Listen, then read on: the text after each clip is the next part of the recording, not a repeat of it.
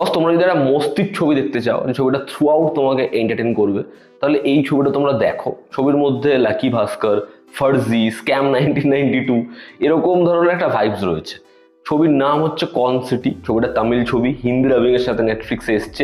ছবিতে মুখ্য চরিত্রে অভিনয় করেছে অর্জুন দাস। আমার অর্জুন দাসের ভয়েস তাকে এমনি খুব ভালো লাগে। সে রয়েছে, অ্যানাবেন রয়েছে যে খুব ভালো একজন অ্যাক্ট্রেস, এবং আমাদের সবার প্রিয় ইয়োগী বাবু রয়েছে। গল্পটা আমি তোমাদের জন্য একটু করে বলছি। একটা ফ্যামিলি যারা একটা হোটেল চালায়, তাদের একটা বাচ্চা রয়েছে, যে বাচ্চাটা কিডন্যাপ হয়ে যাচ্ছে। এখান থেকে গল্পটা শুরু হচ্ছে, কিন্তু এটা গল্পের শুরু নয়, এটা গল্পের একদম মিড পয়েন্ট। এর আগে এদের একটা স্ক্যাম রয়েছে। যে স্ক্যামটা কি এবং পরবর্তীতে এই বাচ্চাটা কেন কিডন্যাপ হচ্ছে, এই নিয়ে হচ্ছে গল্পের থেকে বেশি জানতে হলে তোমাদের নেটফ্লিক্সে কি ছবিটা দেখতে হবে। এবং আমি তোমাদের বলছি ছবিটা তোমরা দেখো। হ্যাঁ, ছবিটা তোমরা দেখো, তোমরা মস্তি পাবে।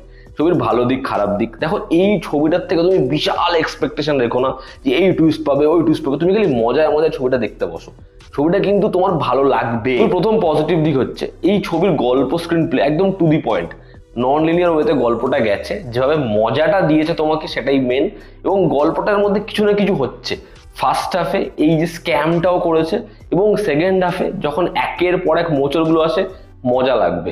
সেখানে যেরকম কমেডি, যেরকম শার্পনেস, যেরকম ভাবে জিনিসপত্র ঘটিয়েছে, সেগুলো দেখো, ভালো লাগবে।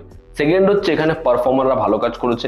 অর্জুন দাসকে যেরকম ভাবে প্রেজেন্ট করেছে, তার ক্যারেক্টারটা যেরকম, ভালো লাগবেই লাগবে। এখানে অ্যানাবেন বলি, ইয়োগী বাবু বলি, বা ওর মায়ের যে ক্যারেক্টার, প্রত্যেকটা ক্যারেক্টার হারামি এবং প্রত্যেকটা ক্যারেক্টার হিলারিয়াস।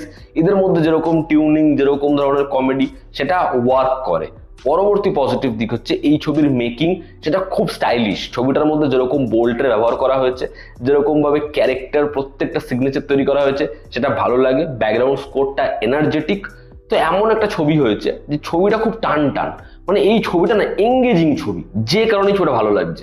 মানে এরকম গল্প হয়তো তুমি দেখেছো, কিন্তু ম্যাক্সিমাম ছবির ক্ষেত্রে ওই স্মার্টনেসটা থাকে না, বা ছবিটা শার্প হয় না। এই ছবিটা প্রায় 2.5 ঘন্টার কাছাকাছি ছবি, কিন্তু ছবিটা তুমি একবার দেখতে বসলে তুমি উঠতে পারবে না, এরকম ভাবেই ছবিটা যায় আর কি। তো ওভারঅল ছবিটা ভালো লেগেছে আমার, আমি ছবিটা দেখে মস্তি পেয়েছি। তোমরা দেখো, তোমাদের কি অপিনিয়ন জানাও।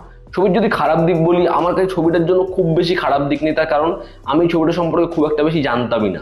আমি কমেন্ট পড়ে ছবিটা দেখতে বসেছি। ছবির নেগেটিভ দিক হচ্ছে এই ছবিটা সেকেন্ড হাফে যখন মূল গল্পটায় ঢোকে, যখন এবার ওরা কি করবে, কিভাবে বাঁচবে, সেখানে এই যে এরকম ধরনের টুইস্ট, যে আগে থেকেই ও জানতো এরকম জিনিসপত্র ঘটেছিল তাই জন্য এটা হয়েছে, এই টুইস্টগুলো আমার মনে হয় খুব ক্লিশে। এগুলো আমরা ম্যাক্সিমাম ছবিতে দেখি। সেরকম ভাবে জিনিসপত্র না আসলেই বেটার হতো, সেটা আমার ভালো লাগেনি একরকম। এবং আরেকটা হচ্ছে এই ছবিটার মধ্যে যে ইমোশনটা, সেটাকে যতটা বলছে ওরা, সেটা যদি তারা ইমোশনাল দিকটা না যাওয়ার চেষ্টা করতো, যদি ওই মজায় মজায় যেরকম ভাবে রাখছিল ওটা রাখলেই বেটার হতো। কারণ এখানে ইমোশনটা সেরকম ভাবে ওয়ার্ক করে। এবং কিছু কিছু জায়গায় এই ছবিটা লাকি ভাস্কর থেকে যে একটু বেশি ছাপ নিয়েছে, এটা তোমার মনে হবে, পরিষ্কার মনে হবে। তবে সেটা ইগনোর করা যায় আর কি। তো ওভারঅল ছবিটা তোমরা দেখো, তোমাদের ভালো লাগতে চলেছে, আমি এটুকু বলতে পারি। যারা দেখে নিয়েছো, তোমাদের কি অপিনিয়ন অবশ্যই জানিও। জনতা আমাদের পাশে আছে। আবার দেখা হচ্ছে, টেক কেয়ার।